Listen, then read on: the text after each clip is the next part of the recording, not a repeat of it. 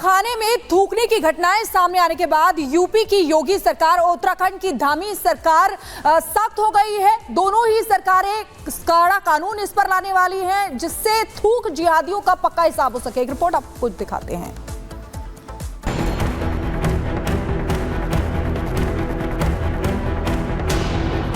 कभी खाने में थूकेंगे, कभी रोटी को गंदा करेंगे, जूस हो या फिर दूध। अगर अब खाने पीने की चीजों में किसी ने थूक जिहाद करने की हिमाकत की तो योगी उसे छोड़ेंगे नहीं। ये नसीहत नहीं, निर्देश है उन लोगों के लिए जो खान पान को गंदा करते हैं। उनके बुरे दिन समझो शुरू हो चुके हैं। थूक जिहाद करने वालों के खिलाफ शिकंजा कसने के लिए यूपी में सीएम योगी और उत्तराखंड में सीएम धामी की सरकार ने बड़ा फैसला लिया है। दोनों ही राज्यों में अब ऐसे लोगों पर कड़ी कार्रवाई की जाएगी। बाबा ने ये कानून लाने का ऐलान कर दिया है तो उधर योगी मॉडल को अपनाते हुए धामी ने भी सख्त एक्शन का दावा किया है। अच्छा है, यहाँ पे जो मिलेगा कम से कम वो हापुड़ वाला जूस तो नहीं मिलेगा ना, या थूक लगा करके वे रोटियां तो नहीं मिलेंगी, या तो शुद्ध मिलेगा जो भी मिलेगा। अभी भी समाज के अंदर कई रावणों का संहार करना बाकी है। हमारी उत्तराखंड की सरकार देव स्वरूप उत्तराखंड के देव स्वरूप को, यहाँ के मूल स्वरूप को बनाए रखने के लिए पूरी तरह से प्रतिबद्ध है और संकल्पबद्ध है। थूक जिहाद के कलंक को भी देवभूमि की धरती से मिटाकर ही दम देंगे। यानी थूकने की हिमाकत करने वालों की अब खैर नहीं, उनका पक्का इलाज कानून के जरिए होगा। उत्तर प्रदेश के मुख्यमंत्री ने कानून बनाने का ऐलान करते हुए पोस्ट किया जिसमें लिखा, खाद्य पेय पदार्थों में अखाद्य और गंदी चीजों की मिलावट असभ्य और अमानवीय आचरण है। ऐसे विभत्स स्वास्थ्य पर प्रतिकूल प्रभाव डालने और सामाजिक सौहार्द को बिगाड़ने वाले कुत्सित कृत्यों को कतई स्वीकार नहीं किया जा सकता। खाद्य पदार्थों की पवित्रता सुनिश्चित करने और सार्वजनिक व्यवस्था के बारे में उपभोक्ताओं में विश्वास बनाए रखने के लिए यूपी सरकार अति शीघ्र कठोर कानून लाने जा रही है। खबरें हैं कि इस कानून को अध्यादेश के जरिए लाया जाएगा। इन अध्यादेशों के जरिए थूक कर खाना खिलाने वालों के लिए सजा के कड़े प्रावधान किए जा सकते हैं, क्योंकि योगी ने भी साफ कर दिया है कि उत्तर प्रदेश के हर नागरिक की आस्था और स्वास्थ्य का संरक्षण आपकी सरकार की शीघ्र प्राथमिकता है। यूपी में थूक जिहाद के बढ़ते मामलों को देखते हुए योगी ने बाकायदा अफसरों की बैठक की जिसमें इस मुद्दे पर चर्चा हुई और कानून बनाने की प्लानिंग की गई।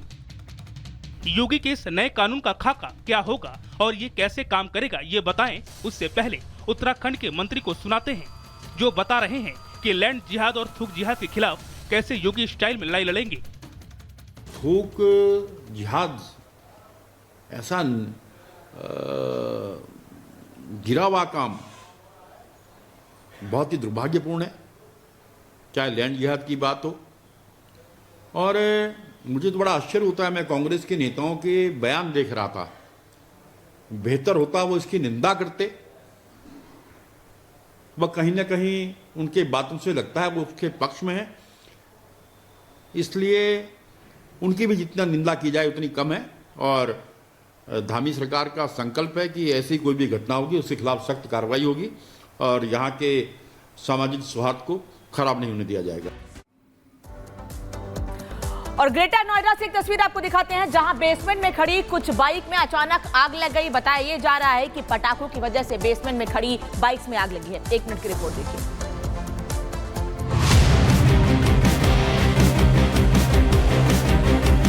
आग के तांडव की ये तस्वीरें ग्रेटर नोएडा वेस्ट के फ्यूजन होम्स सोसाइटी के बेसमेंट की हैं, जहां अचानक भीषण आग लग गई। बेसमेंट में कई वाहन खड़े होने के कारण आग ने और भी विकराल रूप ले लिया। इस आग में कई वाहन जलकर राख हो गए। आग लगने के बाद सोसाइटी में अफरा तफरी का माहौल हो गया। घटना की सूचना मिलते ही फायर ब्रिगेड की गाड़ियां मौके पर पहुंची और आग बुझाने में जुट गईं। कुछ ही देर में आग पर काबू पा लिया गया, जिससे एक बड़ा हादसा होते होते टल गया। बता दें कि जब बेसमेंट में आग लगने की खबर सोसाइटी के लोगों को मिली तो दहशत फैल गई। जब फायर ब्रिगेड को सूचना दी गई और दमकल टीम पहुंची तो उससे पहले ही आग पर काबू पा लिया गया था। फिलहाल आग लगने के कारण का खुलासा नहीं हो पाया है, लेकिन गनीमत रही कि इस हादसे में कोई जनहानि नहीं हुई है, वरना बड़ा हादसा हो सकता था। Bureau report, Republic Bharat. Haemorrhage जिससे कि यहाँ पर रक्त स्राव हुआ था और इसी को लेकर के यहाँ पर मौत हुई है। और बहरहाल बहराइच हिंसा मामले में योगी सरकार के सख्त एक्शन का असर ग्राउंड पर भी दिखने लगा है। जो प्रभावित इलाके हैं वहां पर जो हालात हैं वो सामान्य होते जा रहे हैं। आरोपियों पर कानूनी शिकंजा भी कसा जा रहा है। एक रिपोर्ट इसी से जुड़ी आपको दिखाते हैं।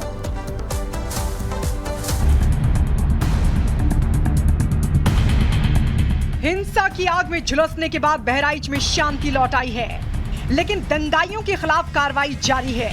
हिंसा की तस्वीरों के आधार पर बवाल करने वालों की पहचान की जा रही है। ग्राउंड पर उतरे यूपी सरकार के सीनियर अफसर खुद हालात की मॉनिटरिंग कर रहे हैं। हिंसा प्रभावित इलाकों में शांति स्थापित करने में प्रशासन सफल रहा है।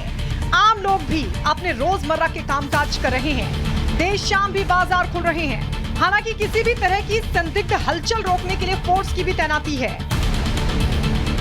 भारी फोर्स यहाँ पर आई हुई है और ऐसे ही लगातार इन रास्तों पर फोर्स अलग अलग एरिया में, अलग अलग बाजार में आई हुई है और लगातार निरीक्षण कर रही है, पेट्रोलिंग कर रही है ताकि किसी तरह की कोई दिक्कत ना हो। तनाव चूँकि थोड़ा सा सामान्य है, पुलिस फोर्स बहुत ज़्यादा है बहराइच में, जिसकी वजह से जो आक्रोशित जो भीड़ थी वह नहीं दिखाई दी है, उसको कंट्रोल कर दिया गया है पूरी तरह से। दुर्गा प्रतिमा विसर्जन के दौरान बहराइच की फिजा खराब करने वालों पर यूपी सरकार कड़ी कार्रवाई की तैयारी कर रही है। योगी सरकार के सख्त रुख के बाद बहराइच के हिंसा प्रभावित इलाकों में शांति है। अब तक 50 से ज्यादा दंगाइयों को जेल भेजा गया है। वीडियो फुटेज से आरोपियों की पहचान की जा रही है। 2 शिफ्टों में 24 घंटे निगरानी कर रहे हैं सीनियर अफसर। हिंसा प्रभावित इलाकों को 9 सेक्टर्स में बांटकर पुलिस की तैनाती की गई है।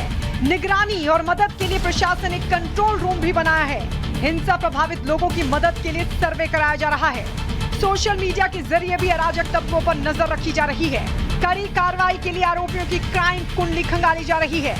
दावा किया जा रहा है कि हिंसा भड़काने वालों के खिलाफ बुलडोजर एक्शन भी हो सकता है। हालांकि इसके लिए पहले प्रशासन तमाम अवैध निर्माण को चिन्हित करेगा। चप्पे चप्पे में पुलिस की नज़र है, उनको ट्रेस किया जा रहा है, उनको ढूंढा भी जा रहा है और आश्वासन भी दिया गया है कि जल्द ही ऐसे लोगों को, यानी कि जो अपराधी हैं, उनको पकड़ा जाएगा और जो उनको सज़ा जो परिवार कह रहा है उसके ही अनुरूप कहीं न कहीं कानून के दायरे में लाकर पुलिस उनको सज़ा देगी। पुलिस ने इस मामले में 2 और केस भी दर्ज कर लिए हैं। मृतक युवक राम गोपाल मिश्रा के भाई की तहरीर पर सरफराज और रिंकू समेत कई आरोपियों के खिलाफ केस दर्ज किया गया है। दूसरी तरफ जिन लोगों के मकान जलाए गए हैं उनकी तरफ से भी मामला दर्ज कर लिया गया है। तो वहीं इस हिंसा में मारे गए युवक राम गोपाल मिश्रा के परिवार के घावों पर सरकार मरहम लगाने की कोशिश कर रही है। लखनऊ में पीड़ित परिवार ने मुख्यमंत्री योगी आदित्यनाथ से मुलाकात की। यूपी सरकार की तरफ से पीड़ित परिवार को 10 लाख की मदद दी गई है। परिवार को मुख्यमंत्री आवास व शौचालय का स्वीकृति पत्र भी दिया गया है। मृतक की पत्नी को नौकरी देने का भी भरोसा दिया गया है। अफवाहों को रोकने के लिए बहराइच जिले के कुछ इलाकों में इंटरनेट सेवाएं बंद हैं। हिंसा की चिंगारी फिर किसी भी तरह से ना भड़क पाए, इसके लिए सरकार और प्रशासन पूरी तरह से चौकस है, जिसका असर ग्राउंड पर दिख रहा है। दंगे की साजिश रचने वाले आरोपियों की धरपकड़ लगातार जारी है। Bureau report, Republic Bharat. और बहराइच में राम गोपाल मिश्रा, जिसकी निर्ममता से हत्या की गई है, उसकी रिपोर्ट सामने आई है पोस्टमार्टम की और इसमें दिल दहला देने वाले खुलासे हुए हैं। क्या खुलासे हुए ये आपको बता दें। परिवार के लोग भी लगातार कह रहे हैं कि कितनी बर्बरता से उसकी हत्या की गई है। उसके शरीर पर चोट के निशान है, गहरे घाव के निशान है। डॉक्टर्स ये बात कह रहे हैं और उन निशानों को देखकर डॉक्टर्स भी सन्न रह गए हैं।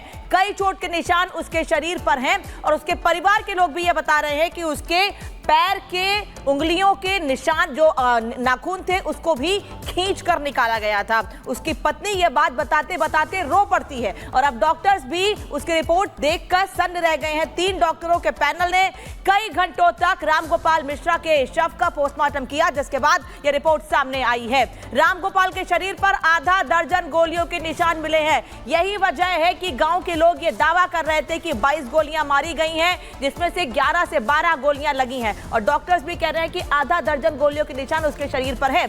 उसने सीने और पेट तक में 30 से 36 इंच तक गोलियां लगी हुई हैं। बता दें आपको कि 30 से 36 गोलियों के छर्रे बताए जा रहे हैं लगे हुए हैं। तो ये स्थिति है और इसी को लेकर जब उसके शव को गांव के लोगों ने देखा, यही वजह है कि उनकी नाराजगी बढ़ी और उन्होंने आसपास के इलाकों में आगजनी की। हालांकि पुलिस ये कह रही है कि वो लोग जिन लोगों ने आगजनी की उनके खिलाफ कार्रवाई की तैयारी है। बेहद नजदीक से कई राउंड गोलियां उसको मारी गई थी। रामगोपाल मिश्रा को बेहद करीब से कई गोलियां मारी गई थी। माथे और गले पर भी खून और घाव बताए जा रहे हैं। गहरा घाव है उसके माथे पर, यानी सिर्फ गोलियों से ही हमला नहीं किया गया है बल्कि कुछ हथियारों से भी उस पर वार किया गया है। उसके पैर की उंगलियों के नाखून तक खींचे गए हैं और परिवार के लोग ये बताते हुए रो पड़ते हैं कि कितने निर्ममता से उसकी हत्या की गई है। जब उन्होंने उसके शव को देखा तो वो समझ नहीं पा रहे थे कि आखिर कहां पर सबसे ज्यादा नुकसान हुआ है। और डॉक्टर्स भी ये बात कह रहे हैं कि उसके शव को देखकर, उसके पोस्टमार्टम रिपोर्ट को देखकर डॉक्टर्स भी सन्न रह गए। हमले में मारे गए रामगोपाल की उम्र महज 22 साल थी, जिसकी अब से कुछ महीनों पहले शादी हुई थी। और यूपी में माफिया और बदमाशों के आतंक का अंत हो रखा है। इसी सिलसिले में एक बार फिर से योगी की पुलिस ने बदमाशों पर कहर बरपाया है। प्रयागराज, गाजियाबाद और प्रतापगढ़ में पुलिस का सामना बदमाशों से हो गया। ये सारे बदमाश पुलिस की गोली लगने से घायल हो गए, जिन्हें गिरफ्तार अब कर लिया गया है।